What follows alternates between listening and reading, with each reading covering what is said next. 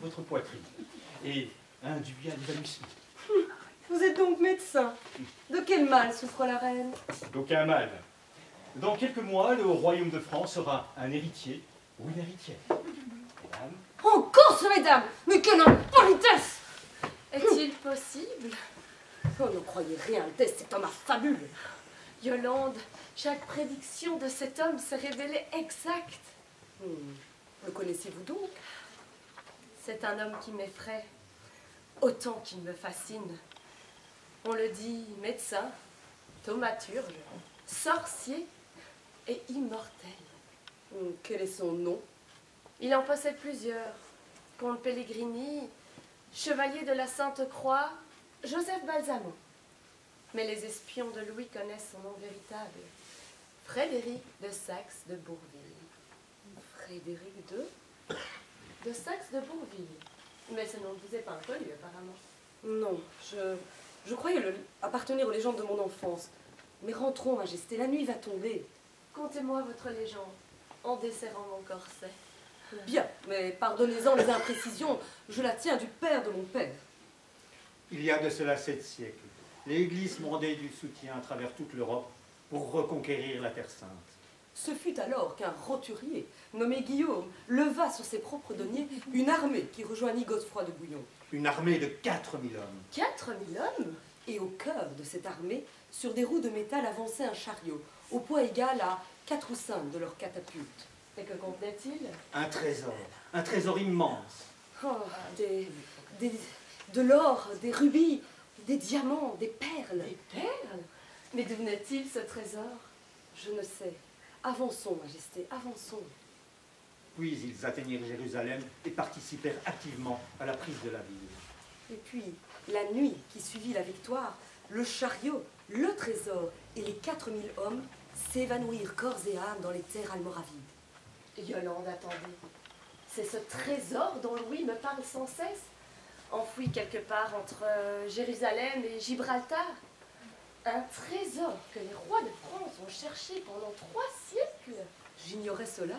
Et ce Guillaume, ce roturier? Lui et sa descendance devinrent invisibles pendant plusieurs générations. Et puis? Ils réapparurent en 1348, aussi soudainement qu'ils avaient disparu. Ils avaient acquis un nouveau nom, des terres bénies et une double particule. Vous voulez dire? Frédéric de Saxe de Bourville est le descendant de ce Guillaume qui perdit en l'espace d'une seule nuit 4000 hommes à Jérusalem. Et ce trésor, monsieur Dumas, ce trésor dort encore sous terre. Je n'y vois qu'une légende. Les Saxes de Bourville encouragèrent et fomentèrent tous ces mouvements de rébellion. Lorsque ma mère, exilée à Vienne, apprit que la reine avait été guillotinée, elle se laissa mourir de chagrin. Comprenez que je tiens cette famille pour responsable de la chute de l'âme. Donnez-moi cette lettre. Je ne vois pas de quoi vous voulez parler. Donnez-moi cette lettre ou je vous ferai fusiller et irai la prendre moi-même sur votre petit cadavre républicain. Ceci est mon royaume, monsieur le fils de Nègre, et vous n'y êtes qu'une poussière sur mes bottes.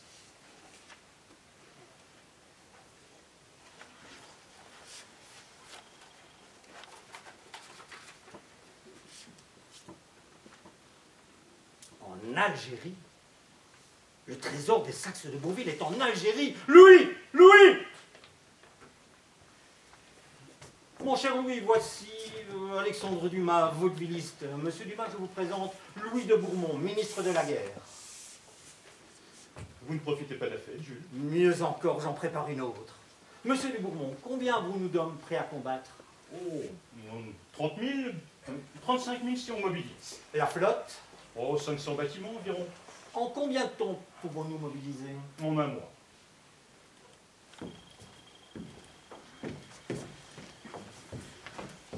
Qu'est-ce que vous dites? 132 ans d'occupation, de bataille, de massacre, pour un trésor? Pour une histoire? Les croisades, la révolution, et quoi après? Le pape? C'est un avion là-bas? C'est juste une petite piste, un avion de tourisme. Il y a un aéroport ici? Non mais vous trouvez pas ça un peu gros? Je ne vous demande pas de croire. Et les carnets, vous les avez lus? Et là, à côté de l'avion, c'est le propriétaire? Il s'appelle comment? Mokhtar. La voiture, vous l'avez retrouvée? Oui, enfin non, enfin c'est trop long à expliquer. Monsieur Mokhtar, bonjour. Oh, c'est moi, Martin. Martin.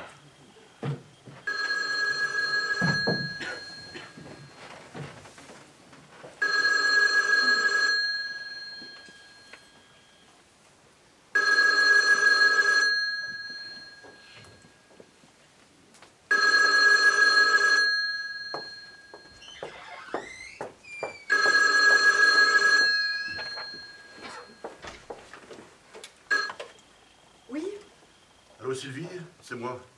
Non, attends. Raccroche pas, s'il te plaît, raccroche pas.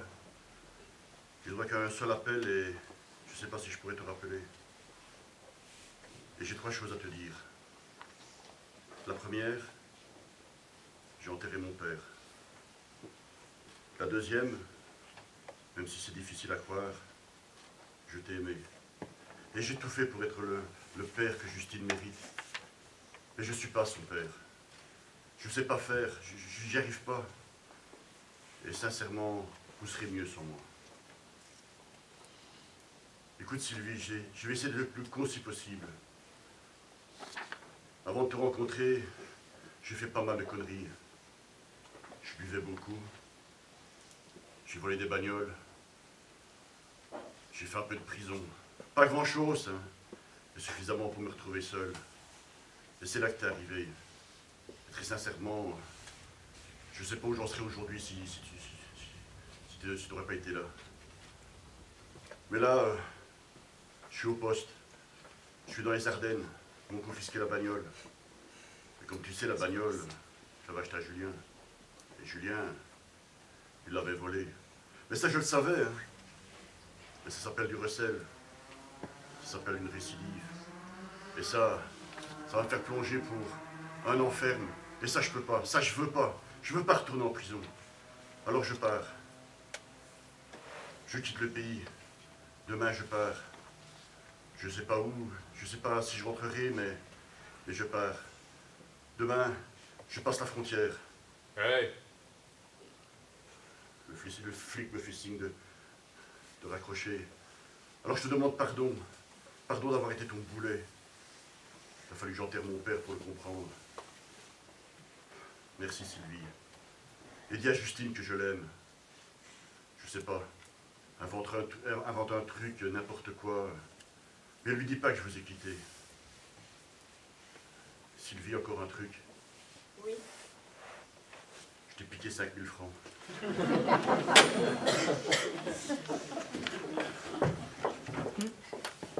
5000 francs.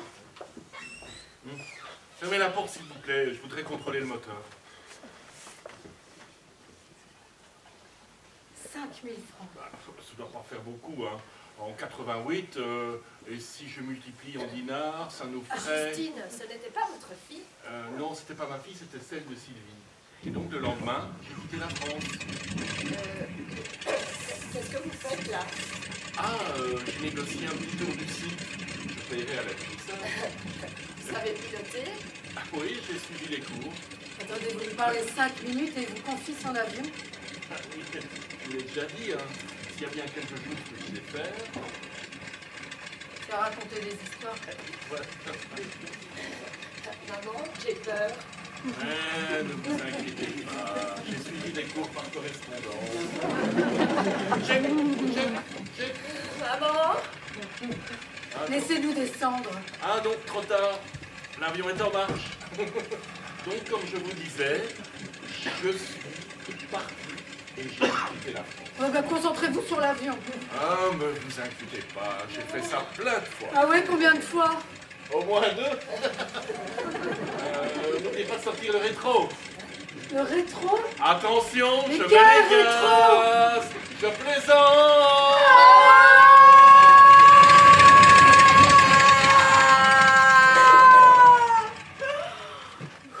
Vous avez vu ça? Les doigts dans le nez.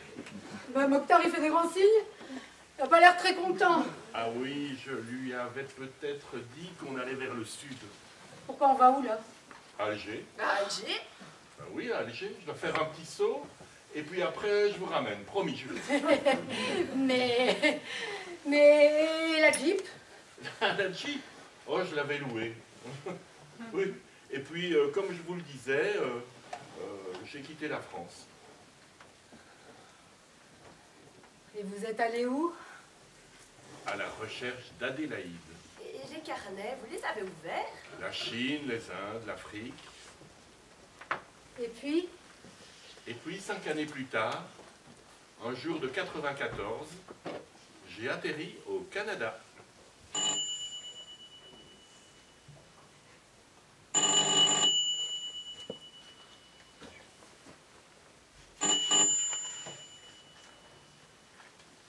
Lucie, tu peux aller ouvrir? Elle peut pas être chotte. Quoi? Elle chotte. C'est quoi ça? Elle cause avec du monde sur le computer.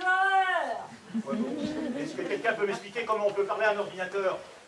Véronique, c'est sûrement pour toi, non? Oh, ça doit être Margot. Elle me dit qu'elle sait pour passer après cette ralenti pour marcher, là. Henri, Martin. Margot?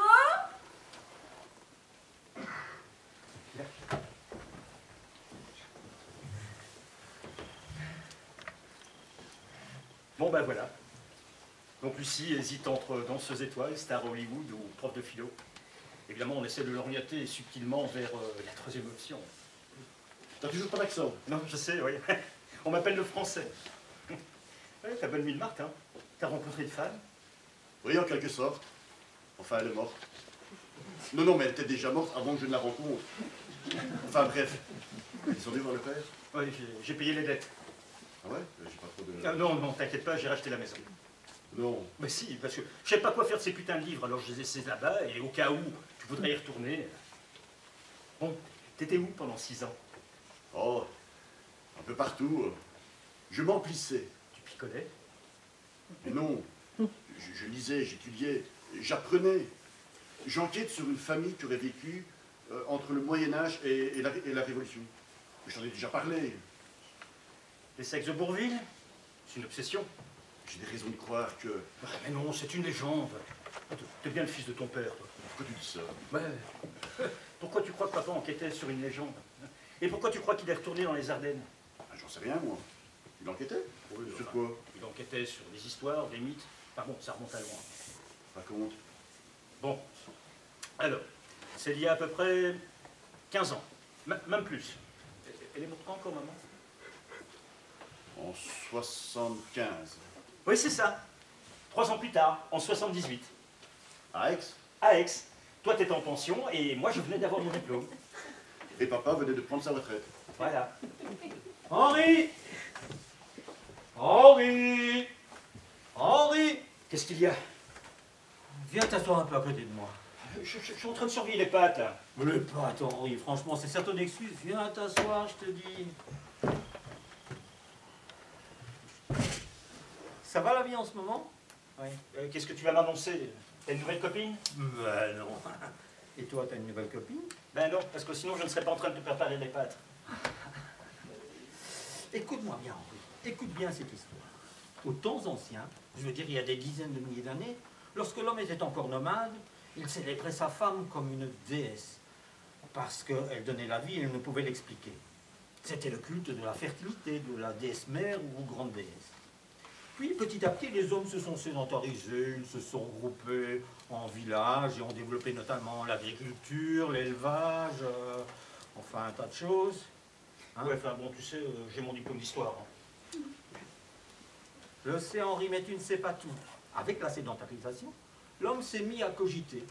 Et il a fini par faire le lien entre l'accouplement et la naissance d'un enfant. Bah, il a alors cessé de célébrer la femme comme une divinité, puisque c'était lui et lui seul qui la fécondait.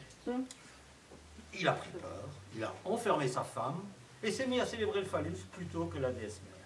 Je connais cette théorie. Bien. Nous sommes donc passés d'un système matriarcal à une société patriarcale. Mais une petite communauté a refusé cette transition. Les femmes restaient les patronnes de la maison, et l'héritage s'est transmis de femme en femme. Elles choisirent de mettre avant tout l'éducation et le savoir, et puis aidés par la science du calcul, devinrent de solides gestionnaires. cette communauté, tu t'en doutes, n'était pas bien vue du reste de la société. Non seulement leur richesse s'accroissait, mais la dominance féminine en était la raison principale. Ainsi, elles entrèrent dans la clandestinité. Et comment s'appelait-elle? À ce stade, elles n'avaient pas encore de nom. Leur histoire se transmit d'abord oralement, puis dès l'invention de l'écriture, surtout les supports disponibles. C'était les hommes qui occupaient cette fonction d'information et de désinformation. Quant aux femmes, elles développèrent une philosophie rationnelle, athée.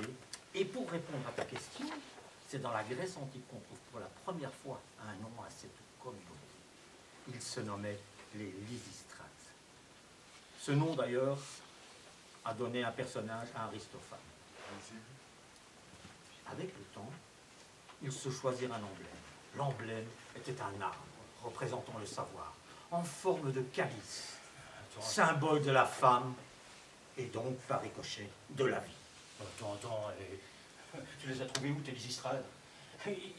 Ils sont traités dans aucun manuscrit, et on les cite dans aucun livre d'histoire. Mais l'histoire évolue, l'histoire n'est pas gravée dans la pierre, elle est mouvante. Notre mémoire s'embellit, s'enrichit. Tu as des sources? J'ai des sources. Oui, bien, je suis curieux de les connaître. Ah, tu dois promettre de ne pas te moquer.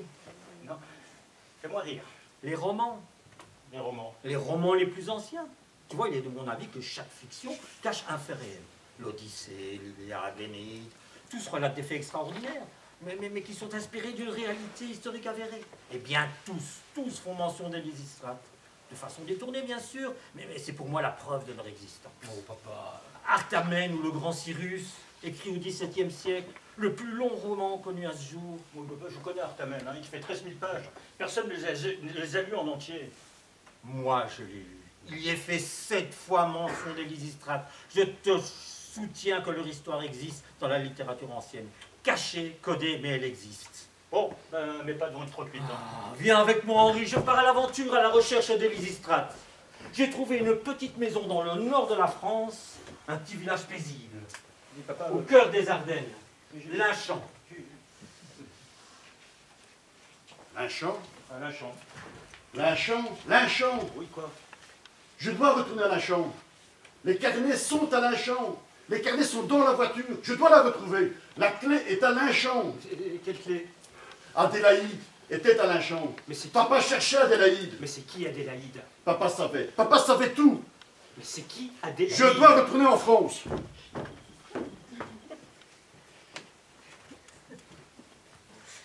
C'est le matin, mesdemoiselles. On s'est endormi? Oh, quelle heure est-il? Jeanne? Jeanne? Je suis là. Il est quelle heure? On est à Alger? Il y a eu des perturbations climatiques. Alors j'ai dû survoler la mer pendant un petit temps. Et comme ça ne s'arrangeait pas, j'ai mis le cap sur le nord. Police des frontières. Veuillez descendre du véhicule, s'il vous plaît. On est à Marseille. Bon, alors je récapitule, parce que là vous m'emboucanez, je ne comprends plus rien. Vous êtes parti d'un petit aérodrome algérien, à proximité de Mechta Dayadat. Michaladadat. Vous atterrissez à Marseille, sans autorisation, avec cet avion dont vous ne possédez pas les papiers, Effectivement. puisqu'il vous a été prêté par un certain Mokhtar, dont vous ne connaissez pas le nom de famille. C'est cela. Le gentil Mokhtar. Venez ici, mademoiselle. Je peux avoir vos papiers. Alors, c'est-à-dire que... Pardon, laissez-moi faire. Je peux vous parler 5 minutes?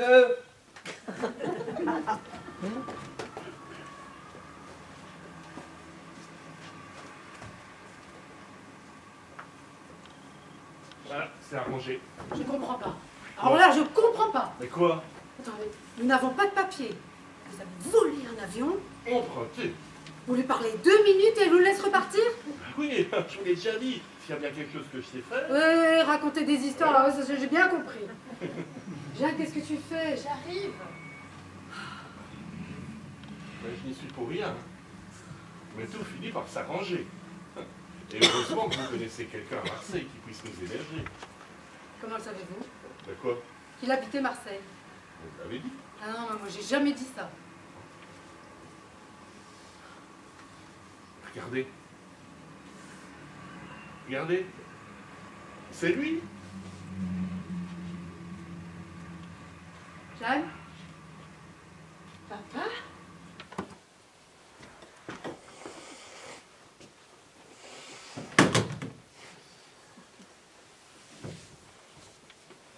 Allô?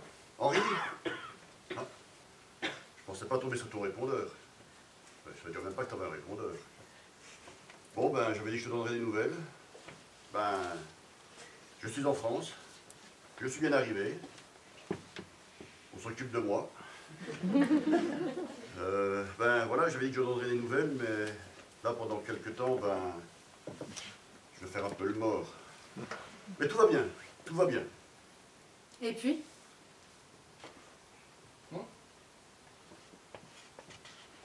Oui, pas Jeanne. Vous? Ah, moi, eh bien... Hey. Bon, ben, on fait signe de raccrocher, alors... ben, embrasse tout le monde. Et dis à Lucie que, moi, ben, je préfère Danseuse étoile. Bon, là, je pense que Jeanne va vouloir rester à Marseille avec son père. Non, vous. Ah, moi, eh bien, je suis retourné en France. On m'a arrêté à la frontière et j'en ai pris pour 6 mois. Vous avez fait 6 mois de prison? Mais non, 3. Je m'entendais très bien avec le personnel, avec les détenus aussi d'ailleurs. Et après? Après, je suis retourné à Lachamp. Ça devait être en janvier 95.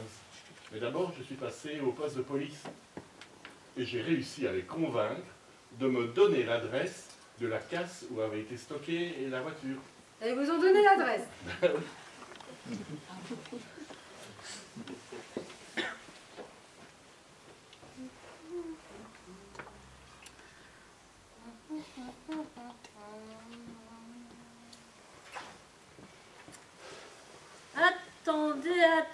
Attendez, ça me dit quelque chose. Une 504, c'est Oui. ça? Modèle 78. Vous savez, ici, il y a 2 solutions, hein. Soit elle est là, mais de toute façon, je vais la trouver.